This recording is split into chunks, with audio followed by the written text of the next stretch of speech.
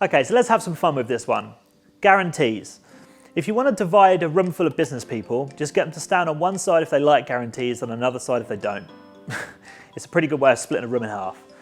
Now, if you're in favour of guarantees, then I think you'll enjoy our take on this. If you're not in favour of guarantees, then hear us out a little bit, because I think we can persuade you. So I am in favour of using a guarantee in any service business. What I'm not in favour of is offering a really, really lame money back guarantee, because they're kind of white noise.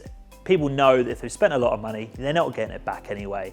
So it's kind of pointless. It's there, but it's not really there. Here's our ideas on what to maybe do instead. Take a small part that you can definitely guarantee and put a massive penalty around that. So I'll give you a very, very quick example. Going back years and years and years, our core team, Better Proposals, ran a software company. So we would build business automation systems for companies. We would go in, ask them hundreds of questions, and build a massive custom-built system for 50, 60, 70,000 pounds around their core issues in their business, in their processes. Now, it's not every day that companies that we were going to were spending that kind of money on software, certainly not software they hadn't seen before, and it was all pretty new. So what we did was we said, okay, fine, it's a 10% deposit that you pay into escrow, so we don't even see it, and then we will design the screenshots and the flow for the 3 most important processes that they had.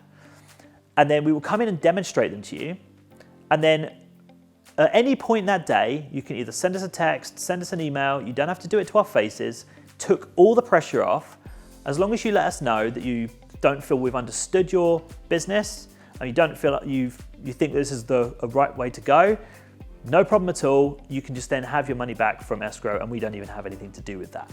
So we took the whole risk element away, completely removed it on a massive, massive, massive project with huge deposits and huge amounts of money. So use that example and try and think, what small part of the process can you guarantee?